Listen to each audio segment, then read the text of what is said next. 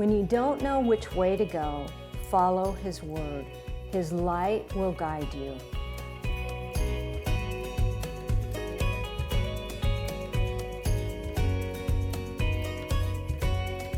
Where is God leading you? Singer, songwriter, actor, Grand Ole Opry member, Rudy Gatlin is the youngest brother of the Gatlin Brothers, and he has traveled the world, won Grammy Awards, has appeared on hundreds of television shows, played for presidents, and has achieved multiple #1 hits. Today, one of his greatest passions has nothing to do with music. This is his story. This is today's Nashville. This is Faith. Rudy Gatlin. Yes, ma'am. The youngest of the Gatlin brothers. Welcome to today's Nashville. What an honor and blessing. Well, thank you. I hope you can say the same when we're through. You might be saying, why'd we ask him? Who was thinking that I was might so be a good excited idea? when you were going to come on. What was it like growing up being the youngest Gatlin brother? Oh, it was tough. 2 older brothers. At times it was tough. But, you know, they picked on me a little bit, but it wasn't too bad. And then we had a younger sister. We really picked on her. No, we didn't either. No, we didn't pick on her because, you know, Dad would not put up with that. Leave your little sister alone. So I got the brunt of it. But normal childhood growing up in Odessa, Texas. Normal. You're on your 70th year. And now. And I know how old you are. And you've been singing since the age of what? 2. 2. I was 2.5. Steve was 4, almost 5. Larry was 6, almost 7. But 2, 4, and 6 just kind of rolls off the tongue a lot. How did they even start? Mom and Dad took us to gospel concerts, the Blackwood Brothers, the Statesmen Quartet, those gospel groups. Buy the records, come home, put them on the hi-fi, and we just started, we could hear it and we could sing it. Kids can do that. You know, they may not talk too much. Of course, we might have been talking a lot then, but sometimes kids don't say much. Get them in front of a TV program that has a little jingle on it, or a cartoon character, or, you know, we did the same thing. TV was in its infant stage, but they had little cartoon shows, and we could sing along with the theme songs to those shows. And then Mom would hop up on the piano, we'd listen to the records, she'd play them, and we just started singing. God said, y'all sing. That's just simple as I can make it. When did she know that you were ready to go on stage or at churches? And early. We already had some cowboy outfits. So we started singing even before March the 8th of 1955. That's when we won a little talent show in Abilene, Texas, Cavalcade of Talent. There were a couple of different divisions, and we were in the juvenile division. There was a high school, college. Well, we were the only ones in the 2, 4, and 6 division, but hey, a win is a win. Yeah. And we won our division. I should have brought the trophy. Well, darn. Why am I looking around here as if the trophy is going to show up? So we went back to Abilene a couple of weeks ago, March the 8th of 2025, exactly 70 years to the day that we won that little talent show. And had a great time. Had a wonderful time in Abilene. And we just took off from there. We'd sing at hog callings and taffy pools and were you busy church socials. From that on? Well, quite a bit. Dad moved to Odessa. He was in the oil business. He was a roughneck and a driller and a tool pusher. When you say you're in the oil business, oh, you own it? No, we drill it. He was a driller. Roughneck, the guy that worked out there on the platform, the rig floor. And the Permian Basin hit. Are you watching the show Landman? I'm not. Well, if you see some of the trailers for it with Billy Bob Thornton, right. that's taped in Midland, 20 miles from Odessa. Okay. That is it. That's our hometown. Those pump jacks, and that's the oil patch. And the play was big enough to keep Dad out there, although he had moved around following the rigs. The rig is in Big Spring, or the rig's in Ashburn or Wichita. He would go, get the crew and go to the rig. And that's what we do today. I've got to get the crew, get our tools, and go to Myrtle Beach this weekend. That's where the rig is, in Myrtle Beach. And then it'll be in Poughkeepsie. And Dad understood that when I explained it to him like that. So you've been touring for almost 70 years. What was it like growing up in those early years, teen years? Did you ever think that maybe this wasn't what you wanted to do? Never. Never. We didn't know how we were going to do it, but we had watched TV, Andy Williams' show that had the Osmonds on it, and we'd go, we can do that. I hate those guys. From an early age, I just couldn't stand the Osmonds or those family groups. But see, they were in LA singing at Six Flags, Knott's Berry Farm or some amusement park out there in LA. And Andy just happened to see them and said, get them on my show. The rest is history. And we're stuck in Odessa. You know, Andy's not going to come through Odessa and discover us. But we always knew that, boy, wouldn't that be great to do this one day. When were you discovered? When was that time when you remember it's like, oh, this is it, we're on our way? Well, Dottie West brought Larry to Nashville. Heard him sing, write some songs. In Vegas when he was with the Imperials, who were doing the vocal backup for Elvis. Then they finished that show, went across the street to the Landmark, Jimmy Dean, Dottie West show, and he was backstage writing some songs. You look enough like Mickey Newberry, do you write songs? Well, I've written a few. He sent her a tape, she sent him a plane ticket. And Janice and Larry moved shortly thereafter. We came a couple of months later, recorded some things at Dottie's house on a little reel-to-reel tape recorder. It finally made its way to Fred Foster, who was at Monument Records, owned Monument Records, who produced all the Orbison stuff, produced the Christopherson stuff, did some Dolly Parton stuff when she was first on Monument. So what happened when you came to Nashville? I came here to work with Tammy Wynette. That's another great story. That's one of the chapters of my book, how I got that job with Tammy. Great story. Well, let's hear it. Well, let me finish this thought. All right. And we cut Broken Lady in the fall of '75, won a Grammy for '76, Song of the Year. And we knew, okay, we're getting closer. And then some things started going sideways with Tammy's deal. June of '76, left Tammy, kicked it off, and started cutting records and touring profusely. Took off. Yeah. And that's when we knew we're on our way. We're going to talk about Tammy Wynette, some of your other famous friends, and your faith. Okay. When we come back. Rudy, what was it like to work with Tammy Wynette? Oh, it was a wonderful experience. Long story short, Larry called one day. I was in Odessa, Texas, substitute teaching for $22 a day back in 1975. Donna and Tim had just left the Blackwood Singers. Larry called and said, hey, Charlie Pryde's looking for some singers. And I left the next day. You and Donna and Tim, her husband, hook up and go try it for Charlie. A couple of weeks later, they didn't know what they were going to do. I think it was Dave and Sugar that they didn't know whether they were leaving or going to stay or what. And Jack Johnson kept, call me next week, call me next week.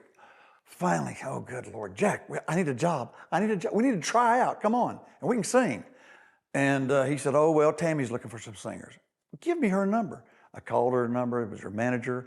Larry called later that night and said, you're going to Tammy's tomorrow to try out because evidently Shorty Lavender, her agent, called Tammy. Tammy said, Gatlin. Larry had already been here 3 or 4 or 5 years. And we'd been here a little bit, like I said, cutting some records. And we went over there and auditioned for Tammy and got the job and did oohs and ahs with her for a year. But you've been all over. You've played for presidents. Which is the most memorable president that you played for? Oh, good Lord. President George Herbert Walker Bush, 41. And his son, President George W. Bush, 43. We call him 41, 43. We've done some stuff for Reagan, campaigned for Reagan. Campaigned for Jimmy Carter a long time ago in the 70s when we weren't very political, and I think we were, I don't know, I don't remember being too much of a Republican or Democrat or what. And Jimmy Carter was a good man. And subsequently found out that Gerald Ford, President Ford, was a good man. I, like a lot of people, thought, well, maybe we needed a new, fresh start from that Watergate stuff and Ford and Nixon and all that. So we voted for Carter. And then 4 years later, I guess we kind of saw the light. Said, no, we're more in line with this side over here. And campaigned with him, and then subsequently campaigned for all the other Republican candidates. Presidents, music artists. You told me you almost went down on a plane. With Johnny and June Cash. Tell me about That's one of the stories. We had done the Pocono racetrack, and we were flying back from Pocono to Pittsburgh or something, and then to Nashville. I guess it was the Pittsburgh airport or some other airport, and it was socked in, and I was waking up about that time because I'd been up all night with some friends or something. And what's going on? Everybody's, and the plane was coming in like this, but the runway went like this. And he tried to turn it left and land it. It didn't work, so he took off again. And June was, John, don't let him land this plane. John, go up there and stop him. John, don't let him. Well, June, I know I'm Johnny Cash, but knock, knock, knock. Hey guys, could y'all not land this plane? So, but they circled, landed, and we all got off the plane. I mean, if that guy if he'd hit that wing a little bit harder on the, when he was trying to straighten it up to land, we could have been cartwheeling. And Larry says we hit the tire and took off the left tire. But if that left wing hits a little harder on that grass, it's grass and it's runway, and we're cartwheeling. Till to this day, we might still be cartwheeling. But we got off the plane, went in the lobby area there, and June said, I can't get back on this plane. John, please get us a bus or something. I can't get back on that plane, June. Well, Marshall, that's Marshall Grant, is go get us a bus, son. Did he? Went and got a 40-passenger bus. We all hopped on the bus and headed to Nashville because he had some American oil commercials to tape, and he needed to get back to Nashville, And I'll never forget it. We pulled off the side of the road, and there was a chicken shack out in the middle somewhere. He pulled out a $100 bill. I said, Marshall, go get us some chicken, son. And I went, he just pulled out a $100 bill. Good gosh almighty, I'd never seen a $100 bill. Just pulled it out. How old were you at that? Well, I was 22, but we didn't go down the plane crash, obviously. But very thankful that we didn't. And John and June were, merciful heavens. Yes. Tell me about your faith. Where do we begin? How old were you when you gave your life to the Lord? I've always known. I don't remember a certain date, and I subsequently had to do it a few more. Okay, I'm giving it over to you again. I'm sorry. Several times through my life, but I don't remember a day when I was 6 or 7 or 8. I think people get caught up in that because I'm kind of the same way. It was a process with me. But people are like, what date were you? And it's like, I don't really I know approximately, so that's the way it happens with you. We just always known it. Pentecostal Bethel Assembly of God Church, 42nd and McKnight in Odessa, Texas. It's still there. And that preacher still preaches the word every Sunday. Whew. Boy, does he ever. Wow. And his wife's over there on the keyboard, the piano playing, and he's playing guitar and singing, and there may be 12 people in the... Attendance has kind of waned a little bit, but boy, he preaches it every Sunday morning, every Sunday night, and Wednesday night. That's the Assembly of God way. Was there ever a time where you questioned your faith, or? No, not really. I strayed. And we like to say, there was a time when we weren't exactly living at the foot of the cross. Is the way we put it. Was it while you were touring? Or? Oh, yes. You get caught up, you're young, you're cutting hit records, you're singing on Johnny Carson, you're single, you're having a big time, the world is your oyster. Is that everything's turning to gold, so to speak. Everything you touch is wonderful. Pretty heady stuff. And you get carried away in the fame. And the frivolity and the fun of it all. I did. Well, it's been 70 years, and you're going back You're still doing it. We're going to talk about what God and where God is leading you when you come back. Rudy, you've been on the road for 70 years. You've met a lot of people. You're getting ready to write a book. Who is somebody in your life that you've met? You've met a lot of the who's. Yeah. You can name a few if you want. You can name drop, but who is somebody that really stands out, that just really impressed you or just, inspired you? I'll think of all of them. There are so many. For some reason, Pat Summerall comes to mind, the great announcer, sports announcer for CBS. When we sobered up, we helped Pat sober up. And then he helped Mickey Mantle sober up, and countless others. I haven't had a drink in 40 years, all day today and for the last 40 years. Thank you. Thank you. It's awesome. Of course, I couldn't have done it without the drugs, but hey, I'm sorry. Yeah, I had a drug problem too. I ran out. So let that settle. You ran out? What? Yeah, but no, 40 years of no. 40 years. No, and thanks to the good Lord and a program of recovery and great friends and family. Yes. How was that? How did that affect your life? Oh my Lord! All during tour and everything. It was what? Was it where you were touring and? Yes, it was. We've been touring and singing, and it's, there have been gaps in the schedule here and there, but and we took a little gap there to get cleaned up, and it was well documented. Larry's stay out at the care unit in California. We talked about that. Right. We went out for Family Week. Family Week. Oh, that was so much fun. I'd rather be dragged through cactus naked than have to do that again. I would. I mean, it was very good for the family. We got to sit across from Larry, and everybody got to sit across from Larry, family members and friends, and just let it out. Oh!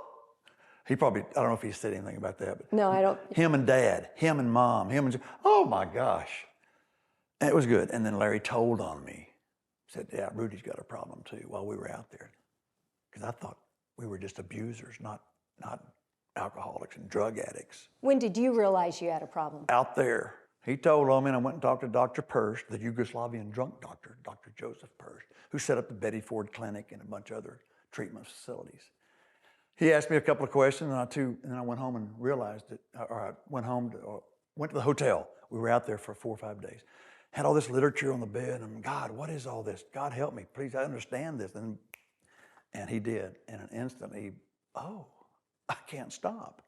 I didn't do it every day. I wasn't a bum. I still had all my stuff, but I couldn't stop doing what I was doing. You're addicted to anything you can't stop doing, whether it's every day or once a week, or if you've tried to stop and you can't. I'm addicted to chocolate. Okay, well, so I don't have chocolate every day, but once a week or whenever, but I'm not going to ever get arrested for driving under the influence of chocolate, and it's not going to ruin my life. Well, it could. I mean, it could, but. When was that time? Do you remember the time when it's just like, I'm done, I'm over it, and the Lord took it away? Well, right then and there, when I finally realized what addiction was, I went, oh, I get it.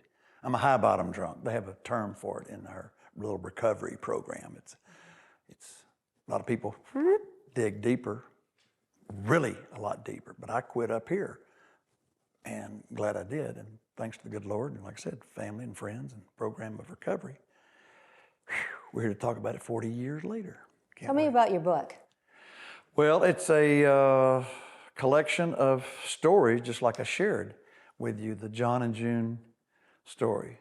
And we had several other John and June stories about the time that Larry was over at John and June's house, and Marty Klein was there, John's agent for APA.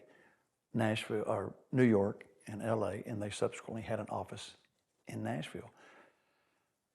He said, if you ever need representation, let me know.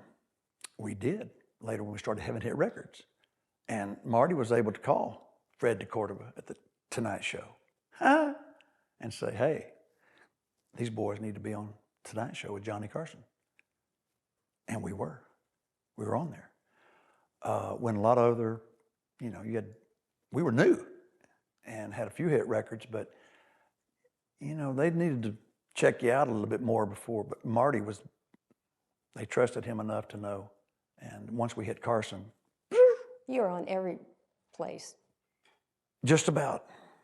I tell people that we did the early morning, the afternoon shows when we'd go to LA, and then we'd do Carson at night. And at one time, there was only one, you're too young to remember, there was only one entertainment show on TV at night, and that was Carson. Now, I remember Carson. I remember Carson. Yeah. So when you did your bit, your song, talk about your movie, a comedian, they'll all pay homage to Johnny. You were the only music on TV. Think about that. There was ABC, NBC, CBS, and you were the only music on TV anywhere. That's 40 million eyeballs watching. That helped, because not all of them were listening to country music. What year was that? 78, 79. I think Larry had gone and done it a couple times by himself, but did not go to the couch. And then all the gold hit.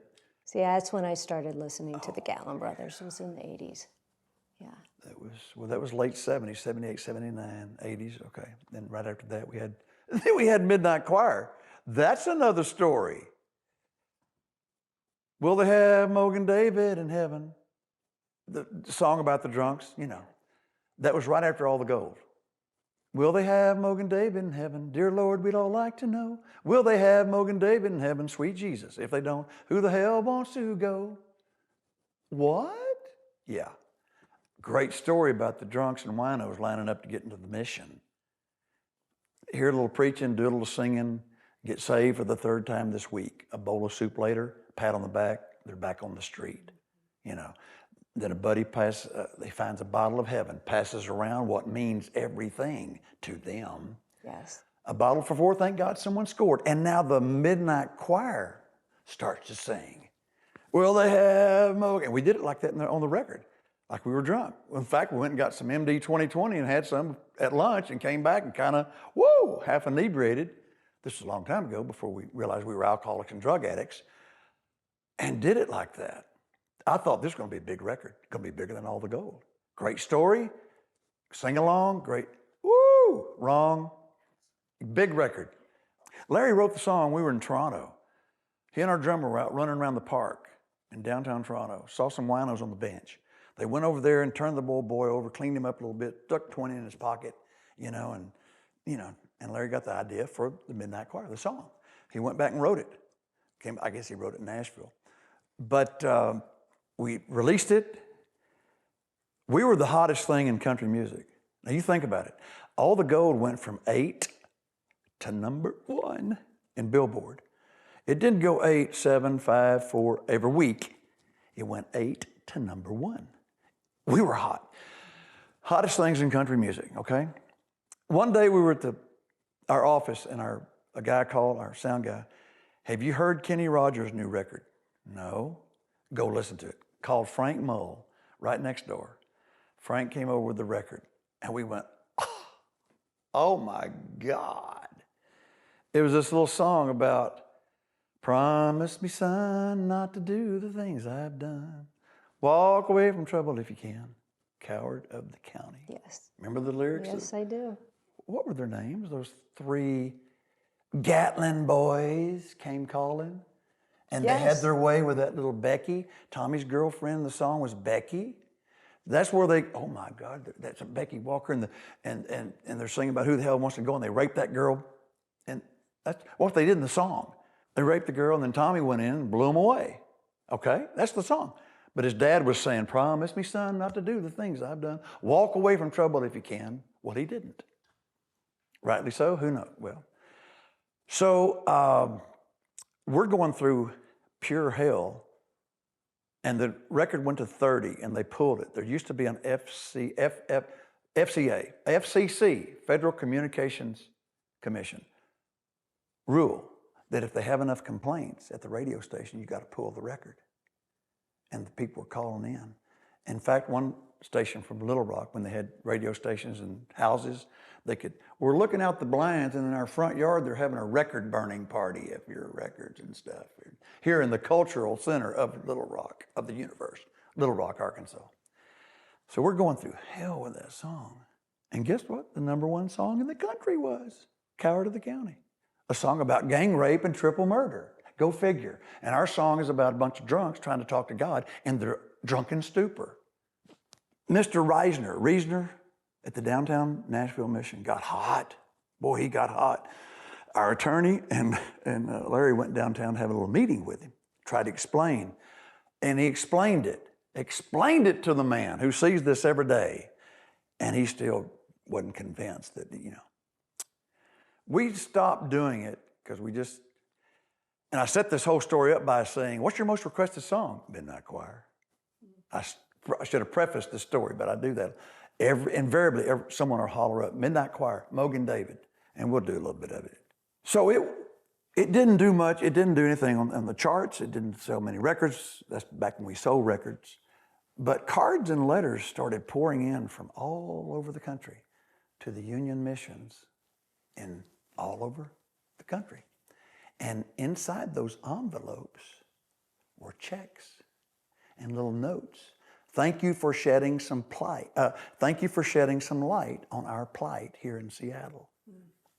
So it did a world of good for those Union missions. So we don't apologize one bit for the record, for the song, and most certainly for what it did for a lot of folks around the country. We've had guys come up to us and say, thank you for that song. I used to be in the Midnight Choir. Whoa, get you some of that. Get you some of that. Yeah.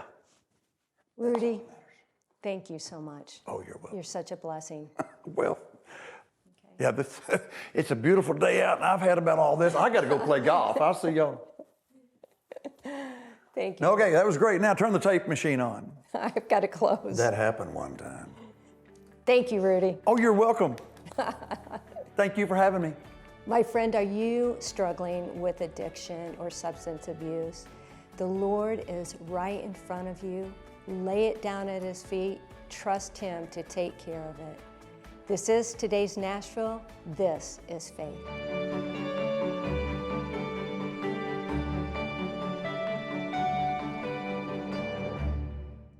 Cornerstone Television wishes to thank all our faithful viewers whose consistent prayers and financial support have made this program possible.